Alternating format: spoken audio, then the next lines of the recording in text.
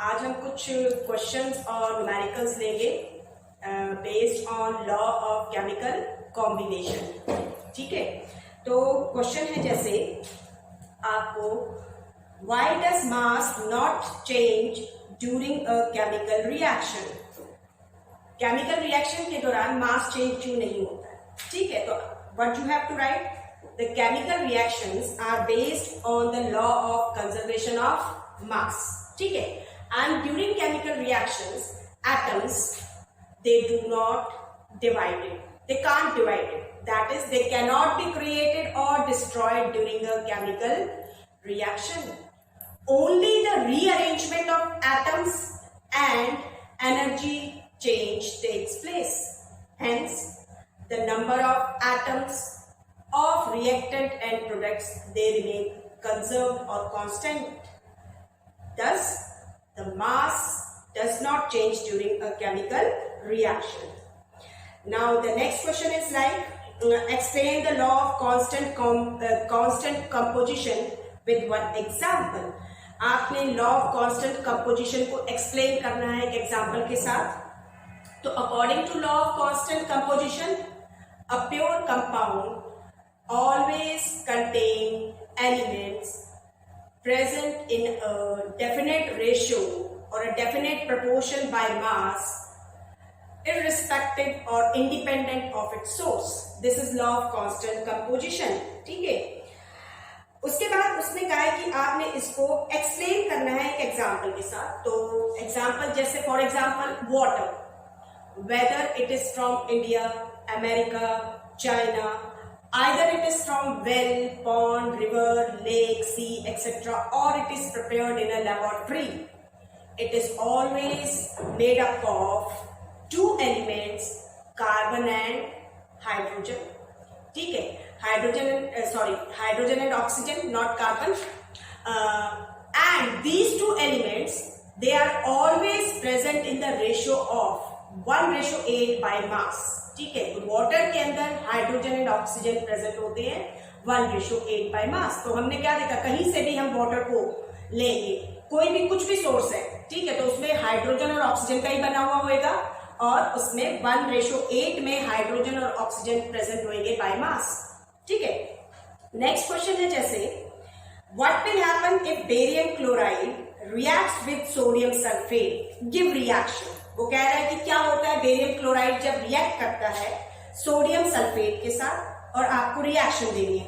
तो उसने पूछा व्हाट हैपेंस, क्या हुआ, तो when barium chloride reacts with sodium sulphate, ठीक है, तो आप इसको कह सकते हैं अ chemical reaction has taken place resulting in the formation of precipitate, or you can say barium chloride reacts with sodium sulfate to form barium sulphate and sodium chloride. और reaction आपको देनी है, तो reaction will be like this. आपका क्या था, barium chloride solution, ठीक है, रिएक्ट कर रहा है सोडियम सल्फेट सॉल्यूशन के साथ एंड हमारा क्या बनता है, बेरियम सल्फेट।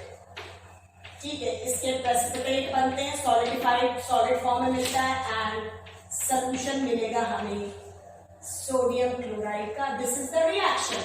ठीक है, और वहीं पर क्वेश्चन में था बी पार्ट में है if total mass of barium chloride and sodium sulphate is 23.2 gram then what will be the total mass of product. अगर टोटल मास बेरियम क्लोराइड और सोडियम सल्फेट का कितना दे रखा है इसने, 23.2 ग्राम है अगर वो कहता है मान लो, तो कहता है what will be the total mass of the product, जो प्रोडक्ट है उसका टोटल मास क्या होगा। तो जो ये रिएक्शन है, ठीक है, अगर आप देखेंगे जो रिएक्शन है between the barium chloride and sodium sulphate, it follows, B part में आप क्या कह सकते हैं, the above reaction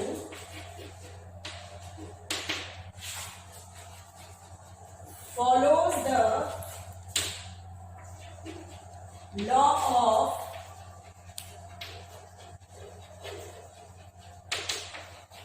conservation of mass. ठीक है, ये फॉलो करती है law of conservation of mass को, तो क्या होगा, देयरफॉर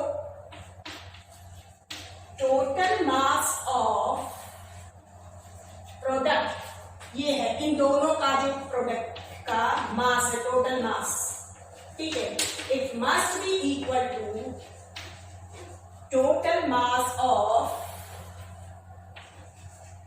रिएक्टेंट्स, और हमें फाइंड आउट करना है टोटल मास प्रोडक्ट का। तो हमारे पास क्या आ गया, 10 टोटल मास ऑफ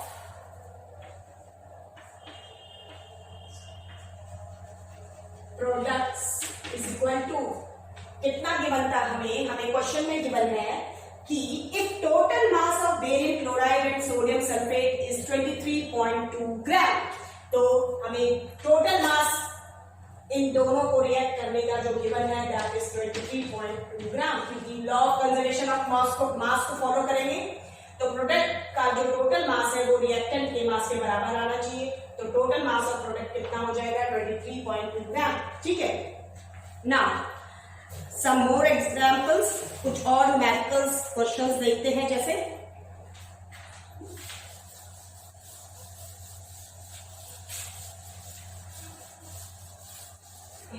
हमारे पास जैसे कि क्वेश्चन है, prove the law of conservation of मास, वो कह रहा है प्रूव कीजिए law of conservation of mass को इन अ गिवन केमिकल रिएक्शन। हमें एक केमिकल रिएक्शन गिवन है, उसके अंदर हमें law of conservation of mass को प्रूव करने के लिए कहा गया है, और जो मास है उनके गिवन है। ठीक है, तो हमारे पास जो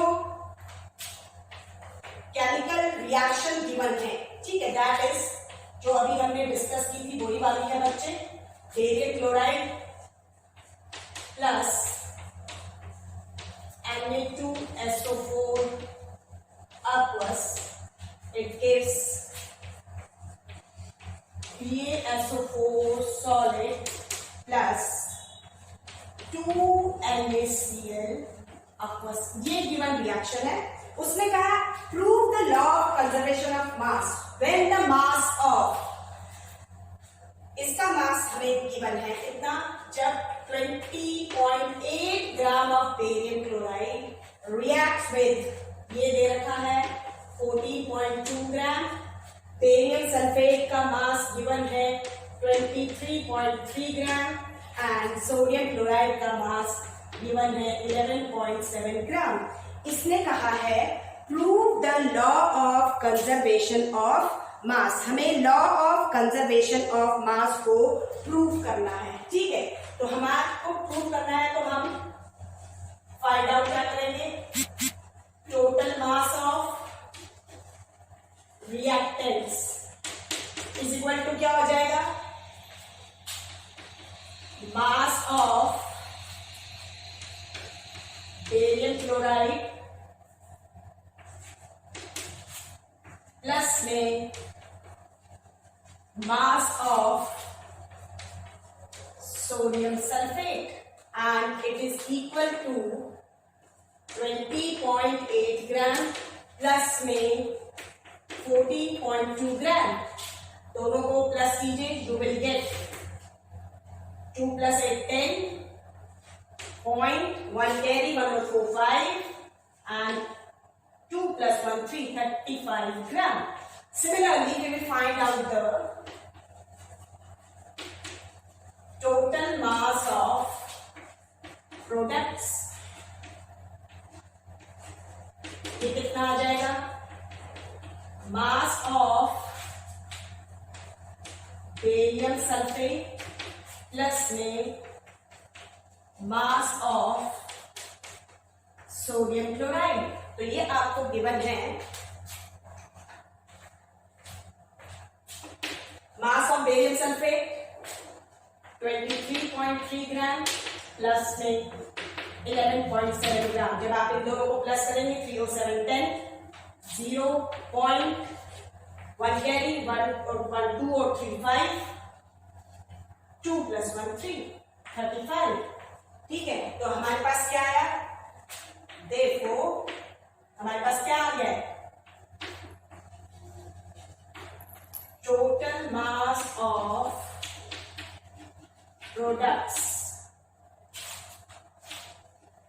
is equal to total mass of reactants,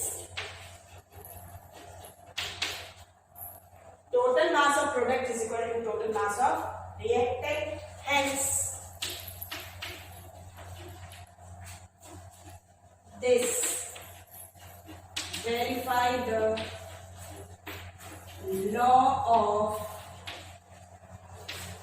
conservation of mass. ठीक है, नेक्स्ट न्यूमेरिकल है, आपको इसी तरीके से गिवन है। वो कहता है calculate the mass of carbon dioxide released in the reaction.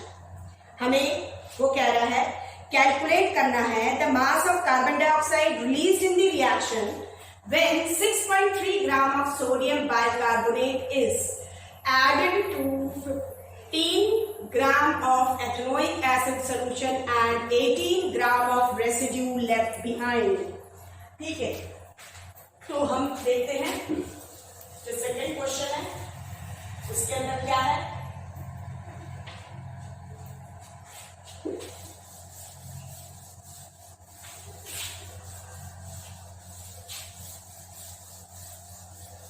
अब इसके अंदर सेकेंड क्वेश्चन न्यूमेरिकल में से उसने कहा calculate the mass of carbon dioxide released in the reaction when 6.3 gram of sodium bicarbonate is added to, हमारे पास है सोडियम बाइकार्बोनेट।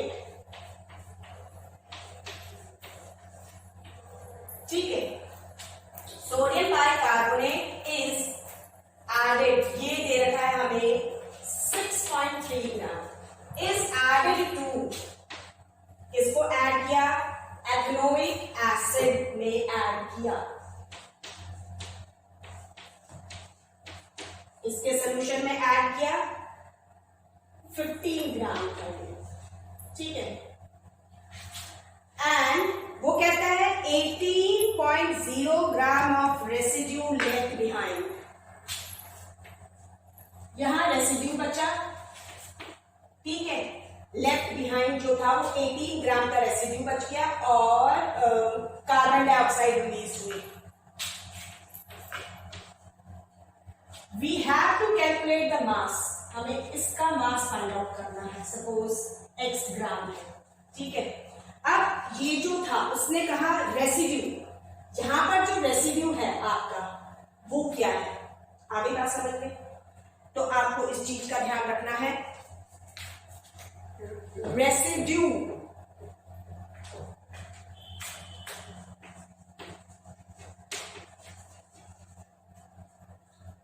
तो this is the chemical reaction, ये एक रिएक्शन है बच्चे जिसमें सोडियम हाइड्रोजन कार्बोनेट और जो क्या है आपका एसिटिक एसिड एल्यूमिनिक एसिड रिएक्ट करते हैं। ठीक है, तो कह रहा है कि 18 ग्राम का रेसिड्यू बचता है 18 ग्राम का। ठीक है, तो जो रेसिड्यू है बच्चे जब ये रिएक्शन होती है तो ध्यान रखिए हाइड्रोजन कार्बोनेट जब एसिड्स के साथ रिएक्ट करते हैं तो आपका एक सॉल्ट भी बनता है। ठीक है, तो हमारे पास जो सॉल्ट बनेगा that is CH3COO Na plus H2O B form होगा। तो ये टोटल तो हो गया रेसिड्यू 18 ग्राम का प्लस कार्बन डाइऑक्साइड जो साथ में रिलीज हो रही है, हमें उसको फाइंड आउट करना है। आगे बात समझ में, तो हमारे को क्या करना है, एक्स की वैल्यू फाइंड आउट करनी है। तो सिंपल, हम सबसे पहले फाइंड आउट क्या करेंगे, total mass of reactants is equal to क्या हो जाएगा, इन दोनों का आप मास प्लस कर दीजिए, 6.3 प्लस में 15। आगे बात समझ में, आप जब इसको ऐड करेंगे इट विल कम अबाउट 16.3। ठीक है, 5 और 6 11, 1 और 1 2 21.3 ग्राम। आगे बात समझिए, now find out the total mass of products. आप टोटल मास फाइंड आउट कीजिए प्रोडक्ट्स का। ठीक है, तो वो होगा 18 प्लस एक्स ग्राम। आगे का समझ। Now according to law of conservation of mass क्या होएगा आपका, mass of product, total mass जो है प्रोडक्ट्स का इक्वल टू क्या हो जाना चाहिए, मास ऑफ रिएक्टेंट्स के बराबर होना चाहिए। आगे बात समझ में। तो हम जब इसको देखते हैं तो क्या होएगा, put the values. Mass of product कितना है, it must be equal to 21.3 और x is equal to 21.3 minus 18 minus कीजिए, जो भी आंसर आएगा राइट इट हियर। ठीक है, दैट विल बी जी। तो क्वेश्चन में जो पूछा गया था वो क्या था कि calculate the mass of carbon dioxide release in the reaction. ठीक है, तो हम क्या लिखेंगे, देखो जो भी आंसर आएगा यहां पर राइट डाउन कीजिएगा, this much gram of carbon dioxide is released. हो गया clear. Now the next question is similar question है आपका। क्वेश्चन है कि इन अ रिएक्शन, एक रिएक्शन है 5.3 ग्राम of sodium carbonate reacted with 6 gram of ethanoic acid. एक रिएक्शन है, वो कह रहे हैं इन अ रिएक्शन, एक रिएक्शन के अंदर 5.3 ग्राम ऑफ सोडियम कार्बोनेट जो है वो रिएक्ट करता है 6 ग्राम ऑफ एथेनोइक एसिड के साथ। ठीक है, the products were 2.2 gram of carbon dioxide, 0.9 gram of water and 8.2 gram of sodium ethanoate. उसने आपको प्रोडक्ट्स बता दिए कि कार्बन डाइऑक्साइड 2.2 ग्राम है, वाटर 0.9 ग्राम है एंड जो सोडियम एथेनोइक है वो 8.2 ग्राम है। ठीक है, तो आपको इसमें वो कह रहा है कि show that these observations are in agreement with the law of conservation of mass. जो हमने फर्स्ट क्वेश्चन अभी किया था सेम उसी की तरह है कि आपको शो करना है कि ये जो ऑब्जर्वेशन है वो इन agreement with the law of conservation of मास है। तो आप रिएक्शंस रिएक्टेंट लिखिए। तो रिएक्टेंट जब इसमें लिखेंगे इसमें ध्यान रख लीजिएगा आपका, हम सोडियम कार्बोनेट है आपका जो रिएक्शन होगी, सोडियम कार्बोनेट प्लस में एथेनोइक एसिड CH3COOH गिव्स। ठीक है, उसने कहा क्या क्या दे रहा है, सोडियम एथेनोएट, सोडियम एथेनोएट होगा CH3COONA plus CO2 plus H2O। ठीक है, write down the given masses. इस रिएक्शन के नीचे के मासेस लिख लीजिएगा, जैसे 5.3 ग्राम, इसके नीचे आ जाएगा 6.0 ग्राम। ठीक है, एथेनोएट है आपका ये 8.2 ग्राम, कार्बन डाइऑक्साइड जो है वो है इसके अंदर, the products were 2.2 gram carbon dioxide है एंड 0.9 ग्राम आपके पास ये है। तो वही सेम तरीका आपका रहेगा, टोटल मास रिएक्टेंट्स का फाइंड आउट कीजिए, फिर टोटल मास प्रोडक्ट का, दोनों इक्वल आने चाहिए। ठीक है, it will verify the law of conservation of mass. ठीक है, नाउ इन नेक्स्ट क्वेश्चन, हमें नेक्स्ट क्वेश्चन में कहा है, हाँ इसमें जब आप ये रिएक्शन करेंगे कि show that these observations are in agreement with the law of conservation of mass, तो इसमें आप बताइएगा नीचे जब आप total mass of product is equal to total mass of reactants जब आप देंगे तो आप क्या शो कर रहे हैं कि यू शो दैट दोनों का मास जो है वो सेम आया। तो आप नीचे क्या लिखेंगे, hence there is no loss or gain of mass as a result in a chemical reaction, कि due to chemical reaction there is no loss of mass or gain of मास, क्योंकि आपको दोनों के मासेस सेम मिलेंगे। ठीक है, और आप फिर लिखेंगे thus mass remains conserve and hence it verifies the law of conservation of mass. ठीक है, उसके बाद है आपका एक क्वेश्चन है, in an experiment 2.4 gram of an oxide of iron. हमारे पास उसमें क्या है कि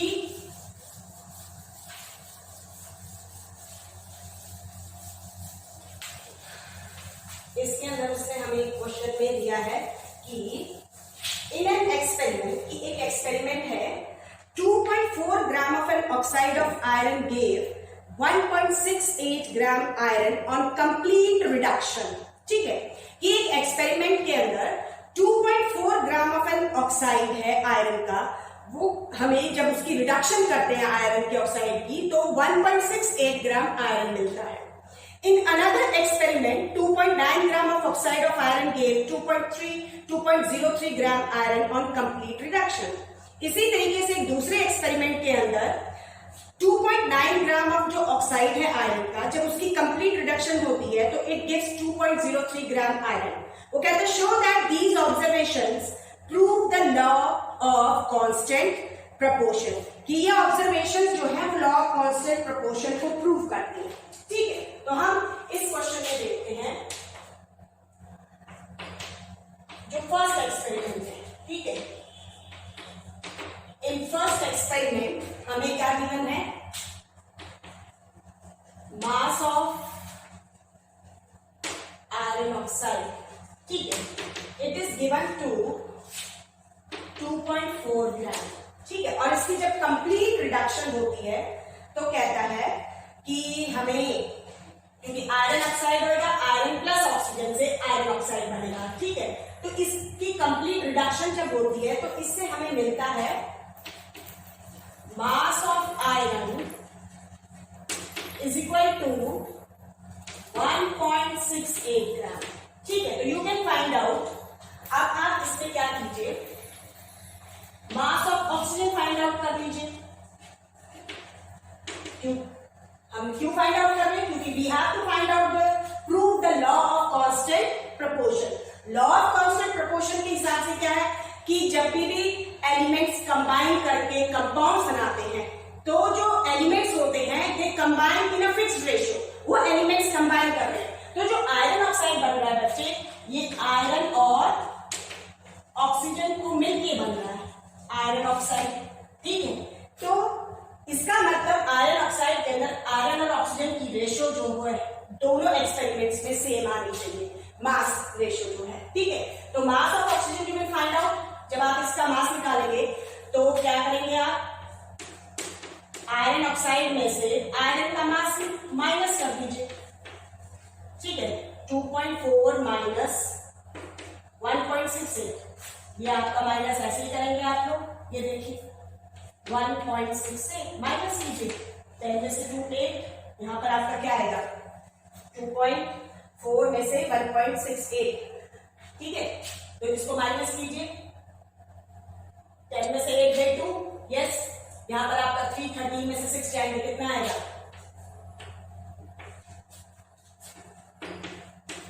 0.72 ग्राम। ठीक है, इन द सेकेंड एक्सपेरिमेंट इसी तरीके से, अच्छा हाँ, ये तो आपने आयरन ऑक्साइड पर ऑक्सीजन निकाली, अब मास रेशियो कैलकुलेट कीजिए। ठीक है, thus mass ratio of iron and oxygen, mass ratio क्या होगी, मास of iron mass of oxygen, ये आपका है 1.68 ग्राम रेशो 0.72 ग्राम। ठीक है, तो ये आपका हो जाएगा 1.68 ग्राम से ग्राम कैंसिल हो जाएगा 0.72। ठीक है, ये आप डेसिमल से डेसिमल को हम हटा देते हैं तो 168/72। आगे बात समझ में, आप 8 9 जा 72, 8 2 जा 16, 8 1 जा 3 3 जा 9, 3 7 जा, that is 7/3। ठीक है, उसके बाद इन सेकेंड एक्सपेरिमेंट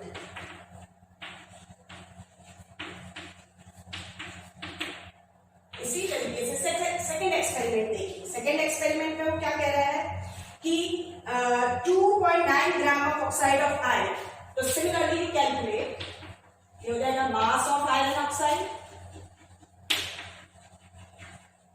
आपको गिवन है कितना 2.9 ग्राम। ठीक है, नाउ जो इसकी रिडक्शन से मास आयरन निकल रहा है उसका मास गिवन है 2.03 gram. Find out the mass of oxygen.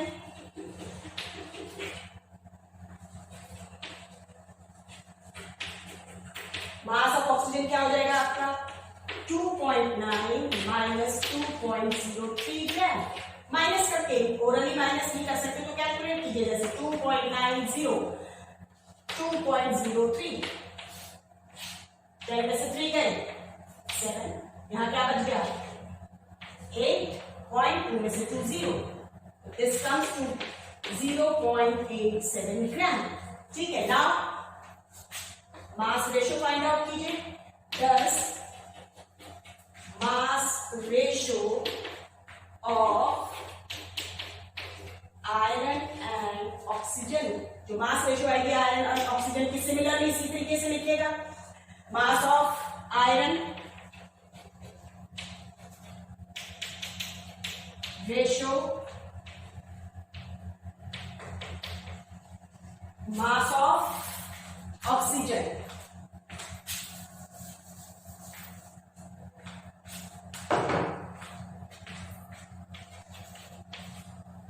It comes to B,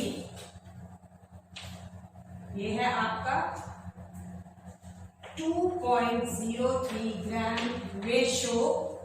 ठीक है, ये कितना हो जाएगा आपका 0.87 ग्राम। ग्राम से ग्राम कैंसिल हो जाएगा, ये होगा 2.03 अपॉन में 0.87, डेसिमल से डेसिमल को कैंसिल कीजिएगा, 203 अपॉन में 87, ये आपका कट जाएगा 29 3 जा 29 7 जा 7/3, दिस मीन्स 7:3, here also 7:3। तो in both the cases you see that आपने दोनों केसेस में क्या देखा, the mass ratio of the two elements iron and oxygen is same, bracket में डाल दीजिए 7:3।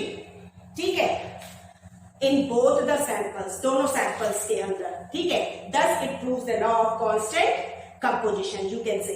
ठीक है, इसी तरीके से नेक्स्ट क्वेश्चन है हमारा पास एक कि hydrogen and oxygen combine in the ratio of, हमारे पास हाइड्रोजन और ऑक्सीजन है। ठीक है, वो कंबाइन करते हैं किसके अंदर, इन द रेशियो ऑफ 1:8।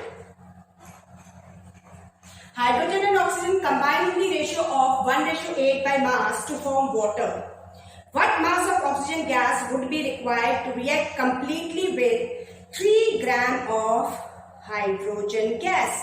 कि उसने रेशियो गिवन कर रखी है कि हाइड्रोजन और ऑक्सीजन जो कंबाइन कर रहे हैं वाटर को बनाने में, तो 1:8 बाय मास, ये तो हम ऑलरेडी जानते भी हैं।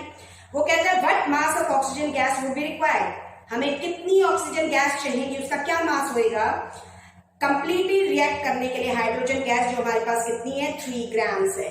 आगे बात समझ में, हमें गिवन है, कैलकुलेट करेंगे आपको 3 ग्राम के लिए हमें गिवन है बच्चे, इसमें जैसे गिवन क्या है,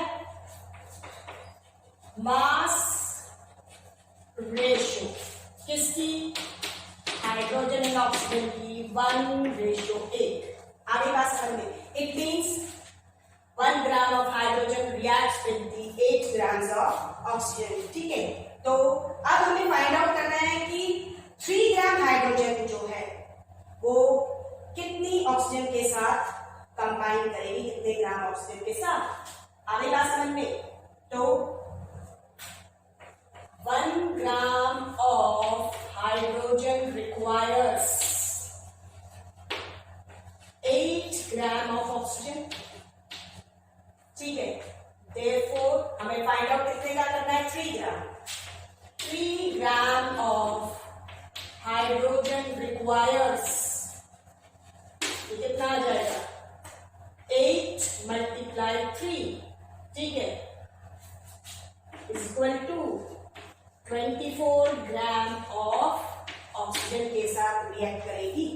ठीक है, नेक्स्ट क्वेश्चन है, a 0.2 gram sample of compound of oxygen and boron was found by analysis to contain 0.096 gram of boron and 0.144 gram of oxygen.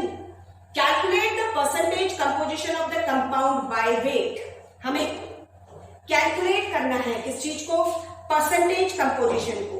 आगे बात समझ में? हमें क्या कैलकुलेट करनी है? परसेंटेज कंपोजिशन कैलकुलेट करनी है। ठीक है,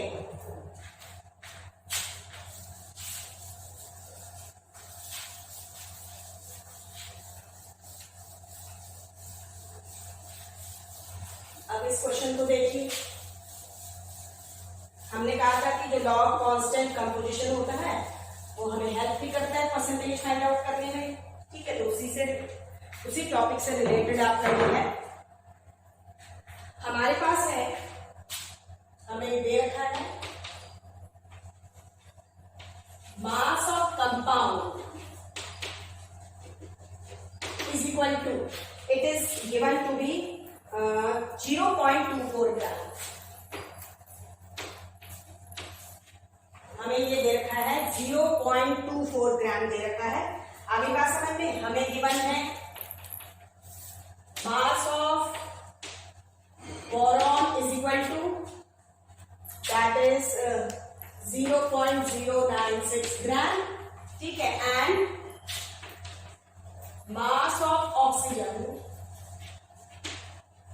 इज इक्वल टू 0.144 ग्राम।